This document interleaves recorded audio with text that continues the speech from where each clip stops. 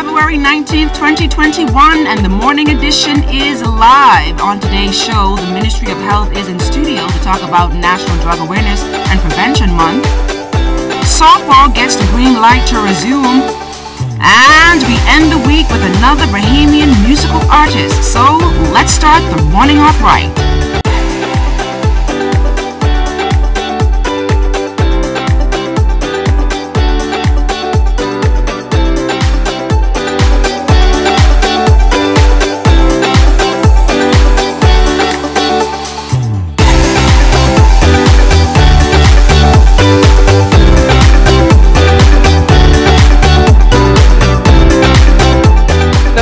It's finally here. Good morning and welcome to the morning edition. I'm LaDawn Davis. Yes, it's Friday. I'm Charles Fisher. Well, thank God it's Friday, Fisher. We can relax and unwind. We don't have to wake up. Speaking with relax, you're getting so much compliments on the set here this morning. How beautiful you look. I have to take off my glasses to make sure I'm seeing right. You look like you're ready for the weekend. I'm ready to go to Fusion. I want to go to Fusion. I understand Fusion is about to open soon, so I'm excited to go there with, I can't say who, but yeah. You know that Agatha and those be talking about. LaDawn, you're extra pretty this morning, but I had to tell him you'll be pretty every morning. Not just this morning, but there's something special today. You're glowing. What's happening? Nothing's happening. I won't say what's happening, but I'm sure I'll tell you later after the show. Another off-air talk? Yeah, another one of those. Somebody asked me the other day, remember I told you why I didn't tell the priest. They say, what did you and LaDawn conversation was after on there, but that's between you and I, so I can't make that. So we'll know why you're glowing this morning. Yeah, after the show. Let me look good again. Let me look good again. That LaDawn glowing this morning. Everybody in Brandon should be happy. I'm sure they are. So what's happening out there on our streets? Well, our Lloyd Island is always busy. Lots of folks will be on the streets today getting those last-minute weekend stuff. Lloyd, where are you at this morning? The traffic report is sponsored by Bahamas First. First in insurance. Today, tomorrow. Well, good morning, LaDawn and Fisher, and good morning, Bahamas. It is a great start to the morning, and yes, LaDawn is glowing. I have another glowing woman here this morning as well, Sergeant Questionnaire Johnson, who's going to be giving us some information about traffic overnight.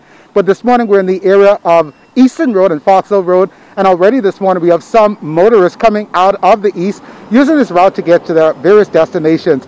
Now, of course, if you're coming out of that area, the caution is to leave early to avoid any possible delays. Officer Johnson, any developments overnight? Yes, over the pleasant good morning to you and a pleasant good morning, Bahamas. Well, over the 24-hour period, we've had a total of 7 accidents investigated by the traffic department. 6 of those accidents involved damage and 1 involved minor injury. At this time, we have 11 persons hospitalized, and what is of note is of those 11, 3 of those persons are senior citizens. So yes, that's what's coming from over the night period. All right, a great update there. Now, of course, Officer Johnson, one of those things that we're talking about today is the yellow box. Of course, there is not one here, but at several junctions around the capital, you would notice these yellow box. That's at the Blue Hill and Soldier Road, as well as Blue Hill and Kamika Road, Soldier Road, and Prince Charles Drive. There's several of them around, as I said. But as it stands now, some persons still don't understand how they work and what's the penalty for not using them properly. Yes, well, let's paint the scenario. If you're traveling on any one of those thoroughfares that you mentioned just a while ago, and say, for example, the Prince Charles and Soldier Road intersection, there's a box there at that intersection, and it's a very big box. That very big box is allowing motorists the opportunity to, if you, for example, if the light is about to turn, you exiting that intersection, you do not want to, at any particular point in time, find yourself stationary within that junction box. Anytime you found yourself stationary within that box, that means you left your lane too soon, or you left it too quickly, and you at that particular point are in violation of the code reference to the junction box. What it is that at all possible times, we want to leave the box clear to allow the other streets to be able to traverse and go on their paths. You don't want to block the way of any other driver. So the fine for that area is $300, and it's steep because we find that at those particular locations, those particular junctions especially are frequented as it relates to traffic accidents that involve serious damage and extensive damage to vehicles and serious injuries to persons who are involved in those traffic accidents. Now, I know, of course, for myself, I don't have $300 to just surrender to anyone. So I'm going to make sure that I recognize and utilize those yellow boxes as I traverse them. Of course, LaDon and Fisher, that's been a quick look at your Friday traffic report. Now taking a look at the weather, it's partly cloudy with temperatures in the mid-70s. In the extended forecast, nighttime temperatures dipping back into the 60s this weekend, so bring out those blankets. Expect wind and rain tomorrow morning. Let's take a look now at stories making news headlines. The Ministry of Health holding a national COVID-19 press conference on Thursday. The chief medical officer cautioned that the country is not COVID-free, and so persons should continue to wear masks and wash their hands. She also addressed concerns about vaccinations and gave these tips. COVID-19 vaccines will work with your immune system, so it will be ready to fight the virus if you are exposed. The vaccine is effective at preventing disease and serious illness. Getting vaccinated yourself may also protect people around you, particularly those at increased risk for severe disease. Among these are the elderly and those with underlying medical conditions. From national health statistics, we know that 48.3% of Bahamians have been diagnosed with hypertension or diabetes. This percentage mushrooms when other pre-existing conditions such as cancer, chronic kidney disease, and smoking, to name a few, are factored in. Prime Minister, the Most Honorable Dr. Hebert Minnis, will give a national address this Sunday at 5 p.m. live right here on the ZNS network. The Prime Minister's wife, Patricia Minnis, officially sworn in as chair of the Spouses of CARICOM Leaders Action Network, or SCLAN, is a Caribbean organization committed to bettering the plight of women and children around the Caribbean. Collectively, the members have all been working towards a common goal since the organization's formation in 2017. For Mrs. Minnis, her first call to action starts right here at home. The pandemic now has brought on a new focus because we have so many of our women unemployed, and we have seen here locally where women have nowhere to stay. And so that has really bothered me, and later in the month you will see a program that we are working on to try to get a home together for homeless women in our nation. In other news this morning, the recent unsuccessful oil drilling by Bahamas Petroleum still making news. Environment and Housing Minister, the Honorable Ramal Ferreira, says Bahamians should get the best financial returns from natural resources, and that new environmental legislation will make that happen. One of the reasons why it is so important to put in the legal framework is to prevent different people and different companies and different groups with different connections or different associations or relationships from having to meet different criteria for the very same project, right? That's a kind of victimization, and we are opposed to that. 190 participants graduated from the National Training Agency's virtual ceremony Thursday evening. Individuals from 12 islands were a part of the program, securing skills in entrepreneurship and everyday life. Minister of Agriculture and Marine Resources, the Honorable Michael Pintard, was the keynote speaker. Is results matter, deliver or depart. The second point is that I ought to pursue every day empowerment to make sure that I'm the chief architect in my own development. Become committed to lifelong learning. What you are doing now, even though you're out of school, is you're saying, listen, there are some more things I wish to accomplish, and therefore I am prepared to gain additional knowledge and skills in order to pursue my dreams, to pursue my goal. And when we come back, we're talking about National Drug Awareness and Prevention Month, so keep it locked.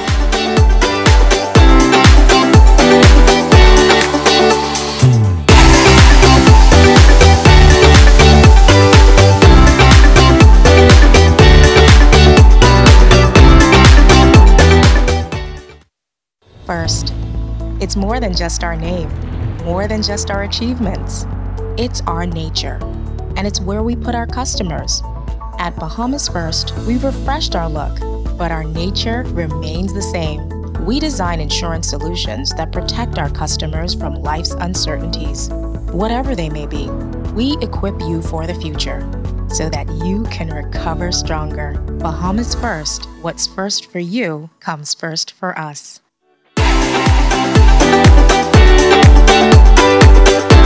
The fight against drugs continues around the world, and this month the Bahamas is doing its part in a big way. For more on that, we turn it over to our Antoinette Smith. Antoinette?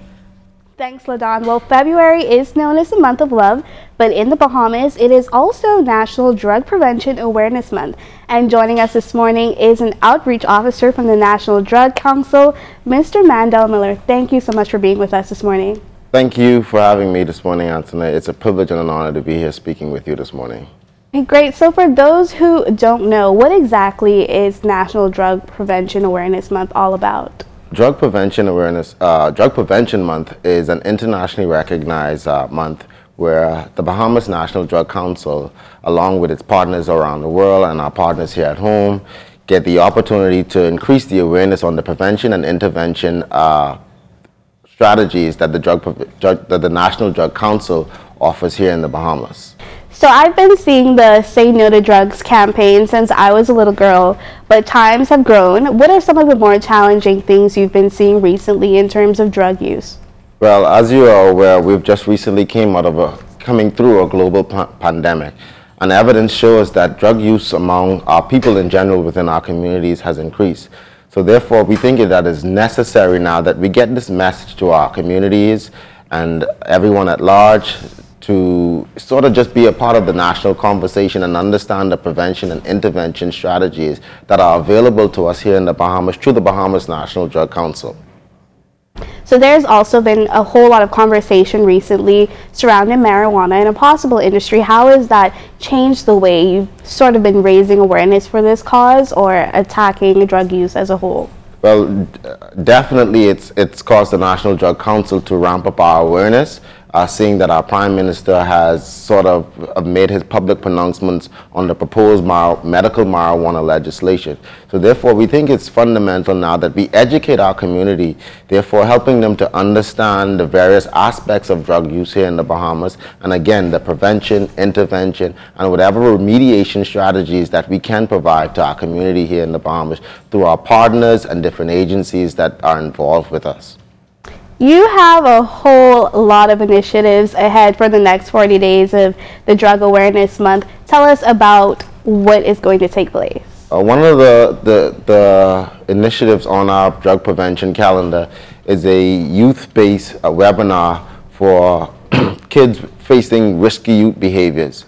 And so that, along with a TikTok competition, we have created an avenue where we want to give young people the opportunity to give us insight into what's taking place in their lives when it comes to drug use, whether it's prevention, intervention, or any other aspect of drug use. But we want to give young people the opportunity to speak to us in their language. We want to meet them where they are. And so therefore, we're doing what we call a rap competition on our social media platforms. And we're encouraging all schools, all persons, civil society, NGOs to get involved. There are 5 different categories.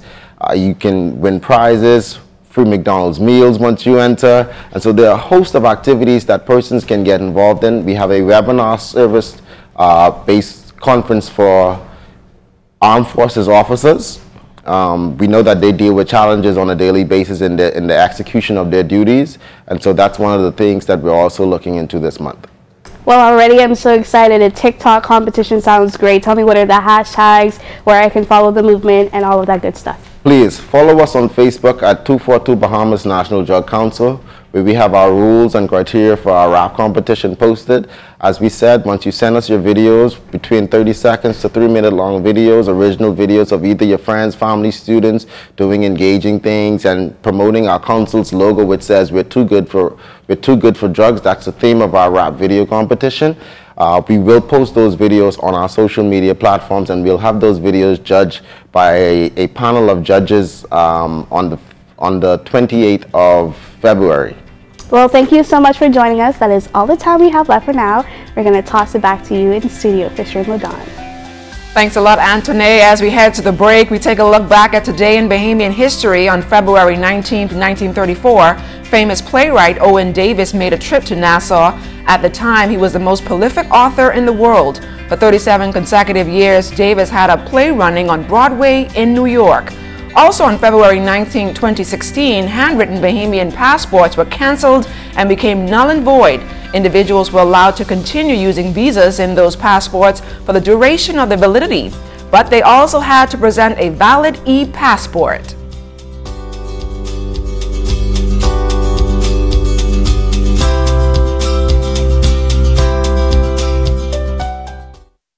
Everything is changing, and your favorite hardware and home improvement store is getting with the program. We Buy You Sell is rolling out its new online shopping feature. If you go to our website, wbusbahamas.com, it's a quick and easy 3-step process. Step 1, browse the gallery and select your item.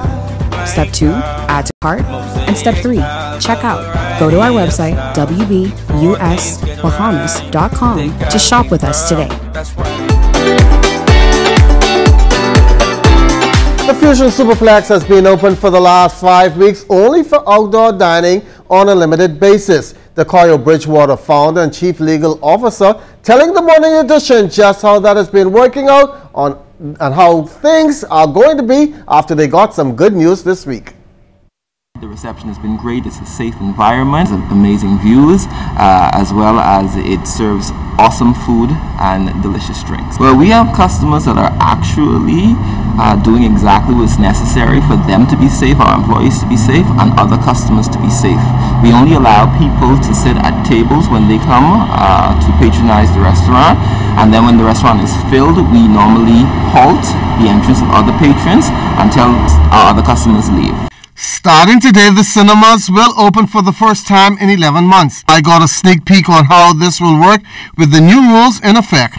Well, what we are doing is we're anticipating a phased opening. The VIP cinemas will be our first opening. And what comes with that is full service to our VIP. You know our VIP is naturally segregated. It's coupled seating, and with that coupled seating, there's the necessary social distancing in place already. The phase 2 will be the additional movie outlets, being the 4DX, the IMAX, and the other theaters next week, Thursday. And what we're going to be doing with our other cinemas is we're going to be limiting the ability to purchase tickets online. Okay, so we encourage people to purchase their tickets online, especially for this weekend, because what we're going to be doing is we will only have limited seating. Of course, you know, there are only about 100 seats in both of our VIP theaters, 40 in one, 60 in the other.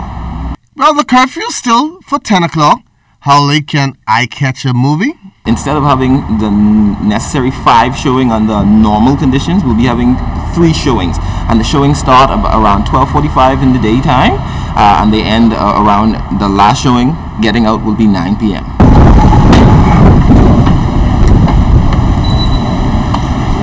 Put all the necessary protocols in place. We have the hand sanitizing at the front, we have the temperature checks, we have the mask that you have to wear consistently moving through wherever you're going to be moving through. We have the necessary social distancing in place and all of the protocols that NATO. And so what we require of patrons is when they sit down to have that natural social distancing in place inside of the theaters, but you are not necessarily required to wear your mask while seating. Just like at the outdoor restaurants, you're not required to wear your mask while you're sitting down. If you choose to, while you're sitting down next to your family member, that's fine. But once you get up and you're moving around, you definitely will have to wear your mask. News not so good for the little ones. Unfortunately, we will not be able to open up our game rooms to our customers. We did not get clearance for the game room. We did not get clearance for the play center, but we did get clearance for the VIP outdoor edge restaurant as well as the standard cinemas. We also don't have clearance for our indoor restaurant. That's the only thing that relates to the indoor dining, the restaurant altitude, that won't be open.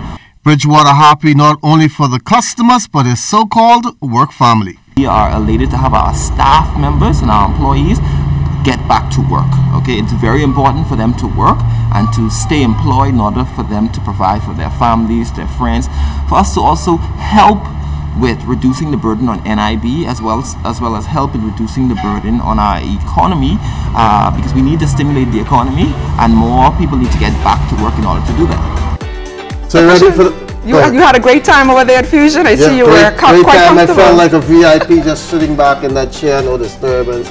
I didn't get to watch a movie. May take up a movie this weekend. I'll hold you to it. Hopefully you probably would see me there. Probably again tomorrow as well. I'm not sure, but you know, plans always come and go. So you know. Good that things are getting back to our normal. But we're going to take a break right here, and we'll be coming right back. So stay tuned.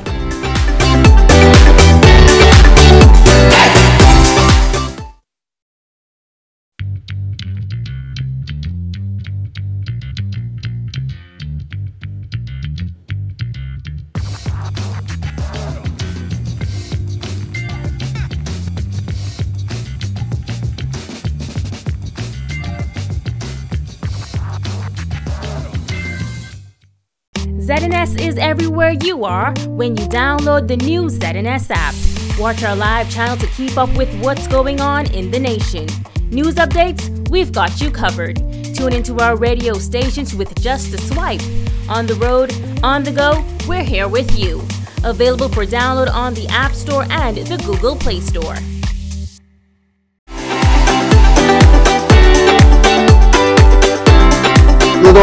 What's going on here? Is this a wardrobe malfunction?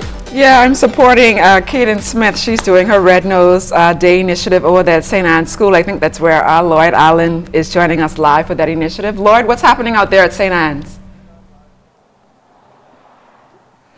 Well, good morning, LaDawn again, and good morning, Bahamas. Yes, we're here at St. Anne's School, the home of the Blue Waves. And of course, today, we're talking with Kaden Smith. She is the founder of Red Nose Day. Now, Kaden, obviously you're not wearing a red nose, you're wearing a red mask. Tell us about the Red Nose Day initiative. Good morning. Red Nose Day is a non-profit organization officially started in the UK by a comedian group called Comic Relief. Their aim was to do something funny for money. So as comedians, they wore red clown noses to raise funds, and their funds were used to eradicate hunger. Now, Kaden, of course, I know you've been working hard on this for the past 6 years here in the Bahamas. Talk about the number of persons you've been able to help as a result of this initiative. Okay, prior to the pandemic, we were able to provide over 2,000 hot breakfasts to students in the Bahamas. And after the pandemic came, we couldn't do that anymore as students weren't in school. So we had to jump on board with making care parcels that had food items and toiletry items. And they were given out for 8 weeks, and we were able to provide these parcels to at least 30 families per week. Wow. Now, of course, Kaden, as we're wrapping up, this initiative is an important one. What is your end goal? My goal is to eradicate hunger in the Bahamas, especially in young people, because we'd hate to see poverty. And also my aim is to start a national breakfast program, as breakfast is the most important meal of the day, and currently there's only a national lunch program. All right, well, don't forget us over at ZNS. We like to eat as well. That's been a quick look from Kaden Smith here at St. Anne's School. LaDonna Fisher, back to you. Thanks a lot, Lloyd. Bahamas Baseball Association, Bahamas Softball Federation, and the New Providence Old Timers Association getting some clearance from the competent authority, allowing the leagues to resume training and host competitions by way of group exercise, subject to the following strict guidelines. No more than 30 persons at each practice. Each event for competition must be submitted to the Ministry of Health for approval. No spectators. Strict adherence to physical distancing, mask wearing, and sanitization at all times. President of the Bahamas Softball Federation, Ted Miller. The Softball Federation is more than pleased with the opportunity to put the kids back on the playing field, out there to practice and get their sports on. We got a clearance from the Ministry of Health some time back, and then we took it further to the competent authority, and they grant us the clearance to at least to practice. All the protocols are in place for competition. It's a lot to do, but it's necessary because of the situation that we're dealing with the pandemic and stuff like that. So all of the softball associations are going to have to be appraised of what the protocols are for this to be able to operate and to stick with the protocol and stay in line so that we don't get shut down. I mean, we want to improve on what's been given us to work with. We're hoping that it wouldn't be long before some of the restrictions could be eased. Well, after the break, we close the week with entertainment.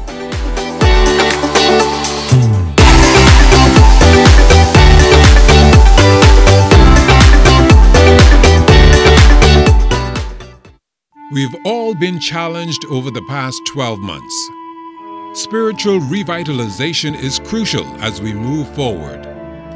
Under the theme Reigniting True Worship Here on Earth, the Anglican Diocese of the Bahamas and the Turks and Caicos Islands will host its annual Lenten Mission. The mission will be held on February 18th, 19th, 21st, and 22nd, beginning at 8 p.m. Speakers will be the Reverend Canon Mark Kendall, the Reverend Willis Johnson, the Reverend Kirkland Russell, and the Right Reverend Leish Boyd, Bishop of the Diocese. This year's event will be virtual, but you can attend by tuning in to the ZNS Radio and Television Network and on Facebook and YouTube. Join us and be renewed in the spirit.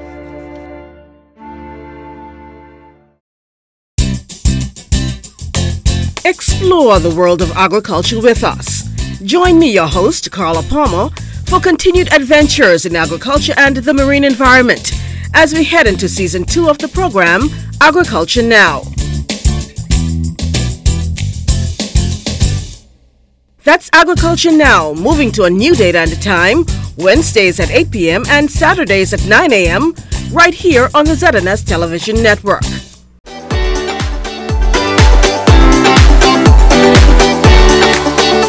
Well, it's Entertainment Friday and it's time to grab those dancing shoes and unwind.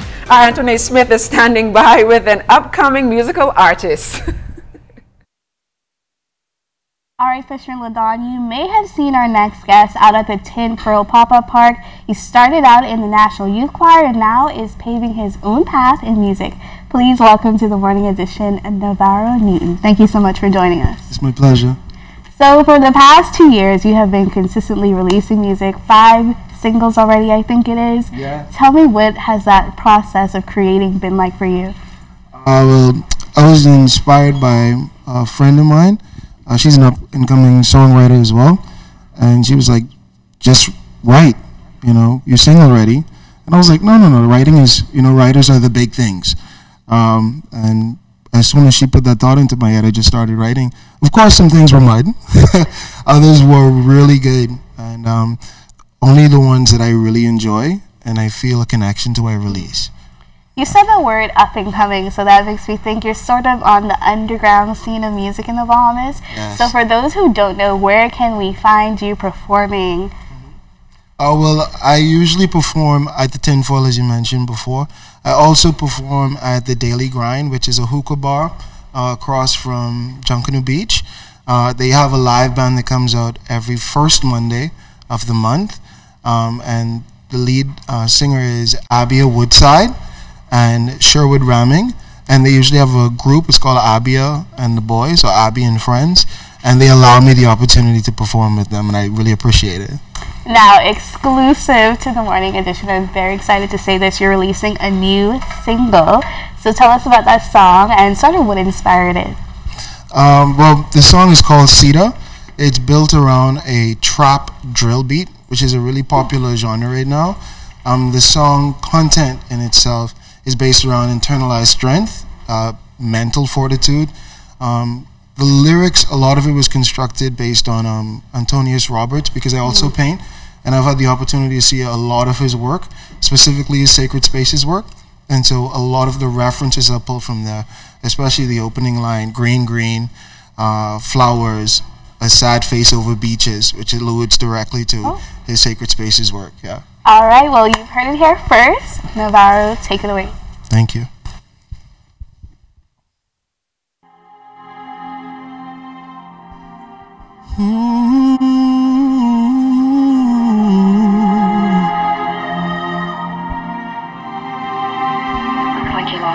Green, green, fireworks, your sad face over beaches. I'm explosions of chlorophyll, whole and vibrant, warm and rich.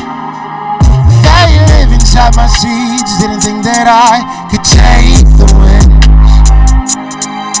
Took the brown of it, pulled up from the hourglass, planted in foreign lands. Composting old souls, this home is nutrient rich, fruiting, flowering, and bearing gifts.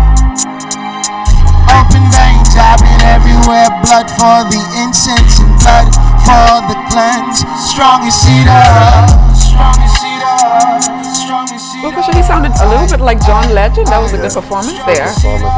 We'll get some more of that coming up next week. But we'd like to say happy day to Alicia De La Rose over there in North Iris. We also want to start something new. We want our viewers to send us a picture of you watching the morning edition and they can send it to our I guess ZNS Graphics 19 at gmail.com, and we will actually select which one we want to air on the morning edition. We'll put your picture on every morning, so just take a picture of you watching the morning edition with my sidekick and I, and you'll be a part of us. And tune back in for Live at 5 with our Amajal, Knowles, and the Bahamas tonight with our very own Makushla Pinder. And that's a wrap for us this morning. For the entire team, I'm LaDon Davis. Enjoy your weekend. Have a great morning, everyone. Amber Beach, sprouted from the womb with many seeds. Inside love, inside love, inside and out. Strong as cedar, strong as cedar, strong as cedar. I am strong as